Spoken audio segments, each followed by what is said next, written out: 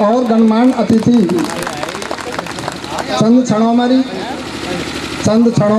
में ही यहाँ पर श्री केसी मीणा एवं सभी अतिथियों से विनम्र आग्रह कर रहा हूँ कि कृपया दीप प्रज्वलित कर कार्यक्रम का शुभारंभ करने की कृपा करें।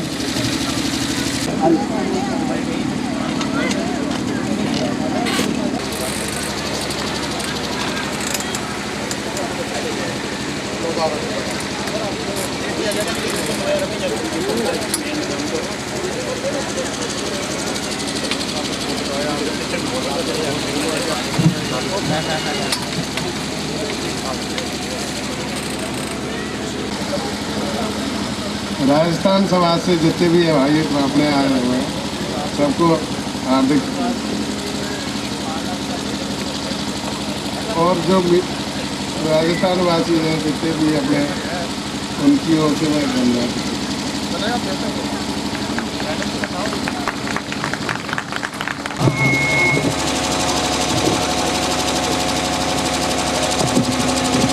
राजस्थान, राणा प्रताप, मीराबाई, धन्ना जी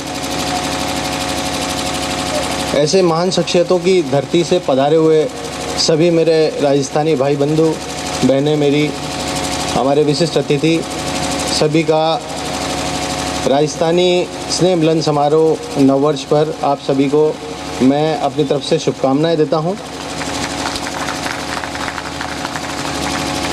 मैं राजस्थान का हूँ। अक्सर क्या है कि पगड़ीधारी देख के, वैसे तो राजस्थानी भी कई तरह की पगड़ियाँ बांधते हैं, लेकिन एक विशिष्ट तरह की पगड़ी देख के लोग सोचने लगते हैं यार ये अलग तरह का विचित्र जीव है। मैंने नहीं तो सरदार जी मारेंगे, डराते हैं। तो मैं अनुरोध करता हूँ ऐसे व्यक्तित्वों से कि कृपया करके ऐसा ना करें, क्योंकि सरदार का जो जन्म हुआ वो रक्षार्थ हुआ था, वो किसी को डराने के लिए नहीं हुआ था।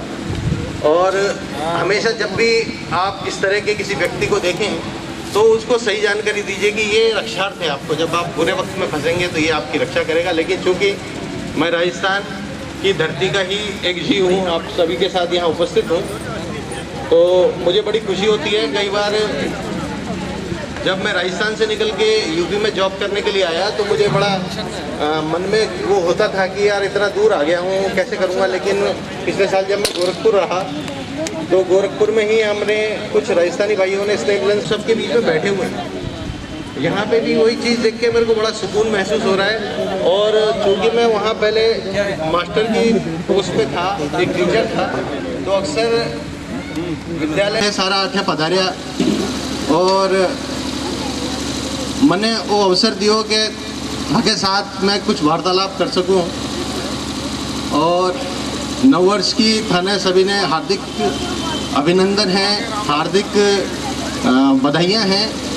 बस अपनी बात मैं ख़त्म करता हूँ 3 बातों से कि अपने समुदाय में 3 चीज़ों का विषय। तीसरा, सफाई के साथ रहिए, क्योंकि सफाई के साथ रहेंगे तो स्वस्थ रहेंगे।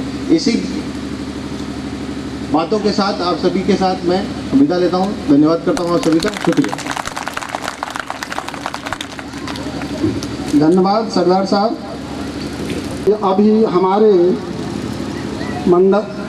मंडप में श्री रामराज मीणा जी, मंडल सुरक्षा आयुक्त से बहुत ही ज़्यादा, मैं इतने ज़्यादा, रविंद्र जी हैं उनके साथ है, श्री रविंद्र जी से मैं अनुरोध करूंगा इस धरा पर फूल से बढ़कर श्री केसी मीणा जी, सहायक सुरक्षा आयुक्त रेलवे सुरक्षा बल से मैं विनम्र आग्रह करता हूं और उन्हें आदर के साथ स्टेज पर आमंत्रित करता हूं। कृपया आपसे 2 शब्द मुखातिब हुए। आइए सर।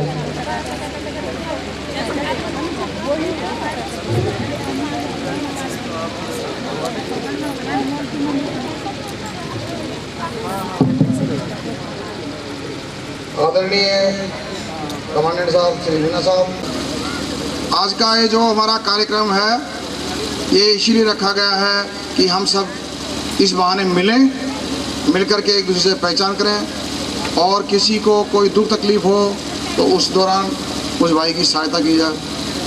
बहुत एक अच्छा प्रोग्राम है। इस तरह के प्रोग्राम होते रहने चाहिए। इससे क्या है कि कभी भी किसी को तकलीफ़ होती है तो उसको तुरंत सहायता मिलती है, अन्यथा है तो यहाँ जो मौजूद रहते हैं हमारे भाई राजस्थान के, वही उसकी सहायता करेंगे। तो मेरा सभी से ये अनुरोध है कि जो भी हमारा राजस्थान का भाई यहाँ सर्विस किसी भी डिपार्टमेंट में कर रहा है, उसको दुख तकलीफ़ होती है वो बताए, और दूसरे भाइयों का ये फ़र्ज़ है कि उसकी जो आवश्यक मदद होती है वो तुरंत करें। जैसे पिछले दिनों हमारे स्टोर में एक घटना घटी थी, हमारे एक भाई के साथ कैजुअलिटी हो गई थी। ऐसे मामलों में हमें आवश्यकता पड़ती है सहायता की, कि तुरंत डेड बॉडी को गांव पहुंचाना है और कोई हेल्प करनी है। तो इस तरह का जो काम पड़ता है उसमें सभी भाई आगे आएँ और सहायता करें, जिससे जो सहायता होती है हर सब। तो उनकी पढ़ाई पे ध्यान दें। और अभी आज इस बहाने से कई भाइयों से मुलाकात भी हो गई है, नहीं तो जनरली होती नहीं है, फ़ोन पर ही बात होती है। हमारे लायक कोई भी मदद हो, सुरक्षा विभाग में हमारे जो भी भाई हैं, किसी को तकलीफ़ हो, आधी रात को फ़ोन कर सकते हैं, हम आपके साथ में बिल्कुल तैयार रहेंगे। कोई भी किसी तरह की कोई परेशानी हो, आप बिल्कुल फ़ोन कर सकते हैं। राजस्थानी होने के नाते भी हम तैयार हैं, और रेल कर्मचारी होने के नाते जो रेलवे स्टाफ है, ज़्यादातर इसमें रेलवे स्टाफ होता है, तो हम उसके लिए भी तैयार हैं। आप लोग कभी भी बोलिए, हमारे से जो मदद होगी हम सहायता करेंगे। हर संभव बाहर जाने की सुविधा नहीं है। वहाँ से मैंने पढ़ाई की है, वहाँ से पढ़ करके, और खेती के काम भी हम करते थे। कोई खेती का ऐसा काम नहीं है जो मैं नहीं जानता हूँ, वो करते हुए भी मैंने अपनी पढ़ाई करी। मेरी गुजरात में पोस्टिंग हुई, उसके बाद मैंने मेरे बच्चों को एजुकेशन दिलाया, और जब राजस्थान में मेरी पोस्टिंग हुई उसके बाद में उनको और बेटर एजुकेशन दिलाया, जिसका परिणाम ये हुआ कि एक मेरा बच्चा IAS एलाइड में सिलेक्टेड हो गया, जिसकी अभी हिमाचल में पोस्टेड है। तनख्वाह आपको मिलती है, आप थोड़ा दुख उठा लें, थोड़ा परेशान हो जाएं, लेकिन बच्चों को अवश्य पढ़ाएं, उनकी पढ़ाई पर विशेष ध्यान दें। मेरा यही खास आप लोगों से अनुरोध है। धन्यवाद।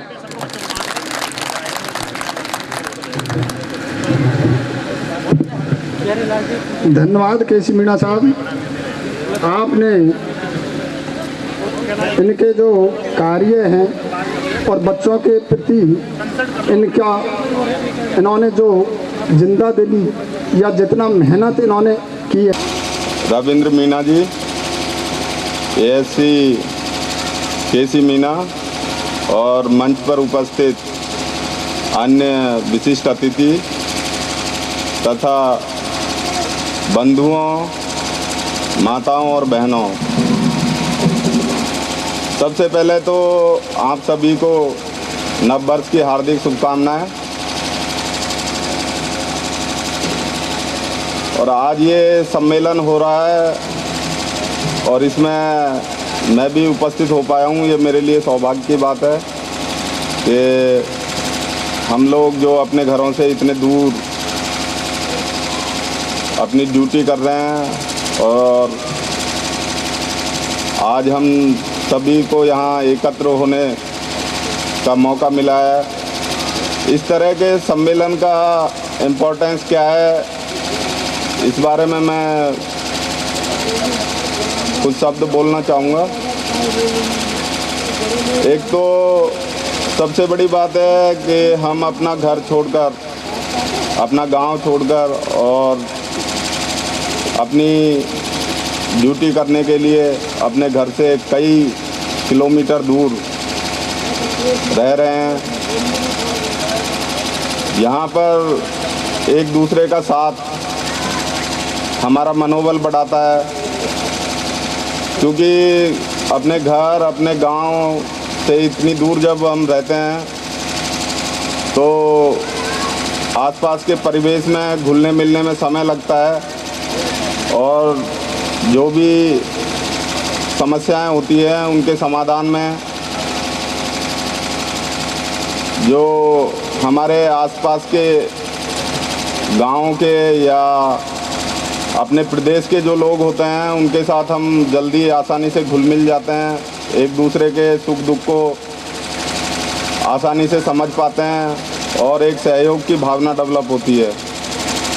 तो इस सम्मेलन का जो प्रमुख उद्देश्य है वो यही है कि हम एक दूसरे का कितना इम्पोर्टेंस है, तो अपने बच्चों को बेहतर बच्चों की शिक्षा की बात सब लोग कर रहे हैं। उसके साथ मैं एक और बात जोड़ना चाहूँगा कि हमारे माता पिता ने हमको किस तरह से कष्टों के साथ या संघर्ष करके अपनी ज़िंदगी में पढ़ाया और उसकी बदौलत आज हम यहाँ मौजूद हैं। तो मैं ये कहना चाहूँगा कि बच्चों को तो एजुकेशन अच्छी देनी ही है और वो तो हमारा स्वार्थ है। मैं तो सीधा कहता हूँ कि बच्चों को एजुकेशन देने में एक स्वार्थ का पुट कहीं ना कहीं होता है कि हमारे बच्चे अच्छे सेट हो जाएंगे, हमारी भी लाइफ अच्छी गुजरेगी।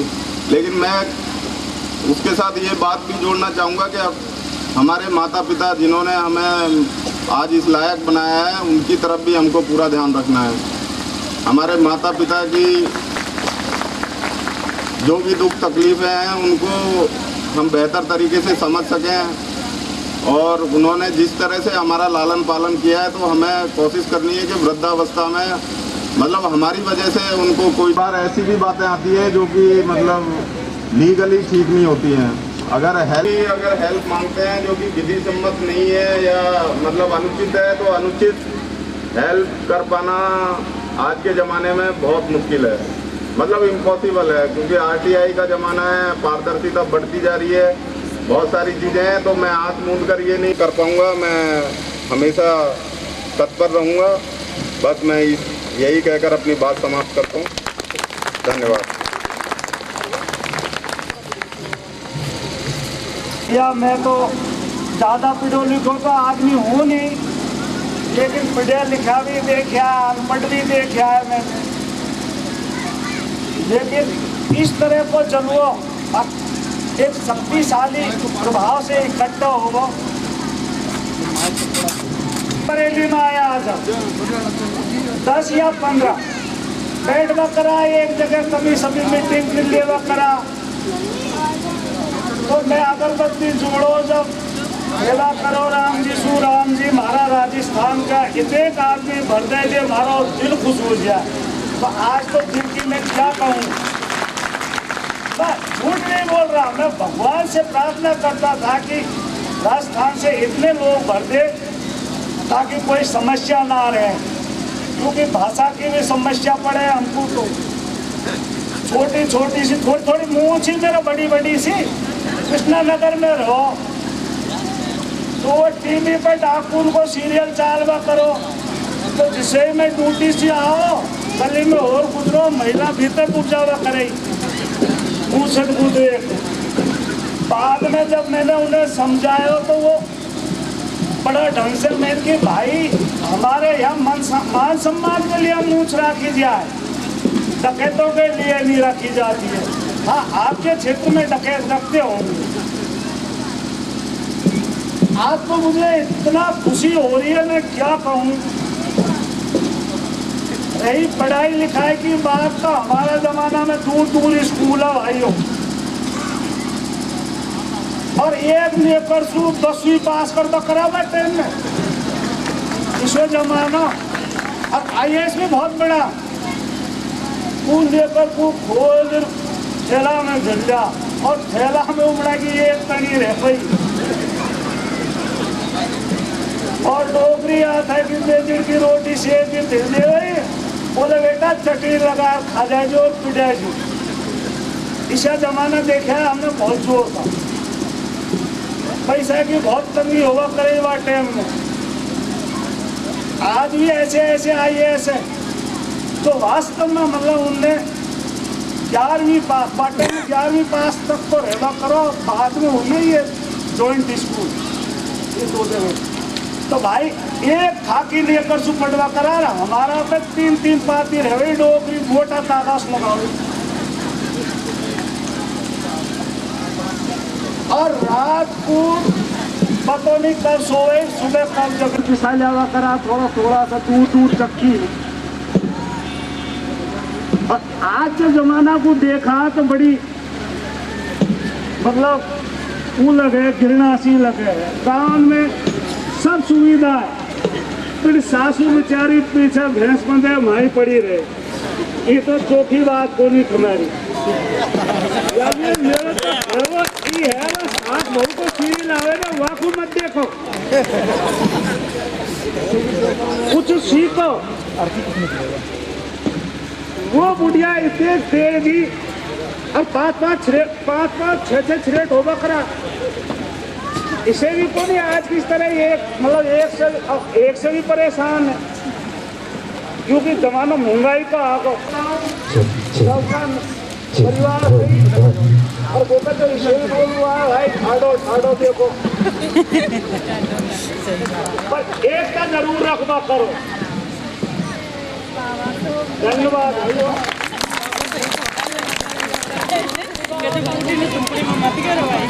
धन्यवाद गोविंद साहब मीणा जी, आपका देसी ठाट और देसी अंदाज आप सभी को बहुत पसंद आया होगा, इसलिए इनके, क्योंकि हम सभी देसी हैं, आज हम इतना ऐसी मतलब कि हिंदी बोल रहे हैं तो मैं भी मतलब बेबस हूँ, नहीं तो मैं भी जैसे इनकी सी भाषा बोलता हूँ जैसे आप लोगों के बीच में मिलता हूँ। तो बहुत बहुत धन्यवाद। अब हमारे मुख्य अतिथि महोदय पधारने ही वाले हैं थोड़ी देर में, उन्हीं के कर कमलों द्वारा हम और सभी को नववर्ष की बधाई देता हूँ मैं। जब हम सर्विस में आए थे तो 5-6 लोग थे इकट्ठे, 2-3 साल में 10-15 हुए। 10-15 होने से हम एक कमरे में बैठ के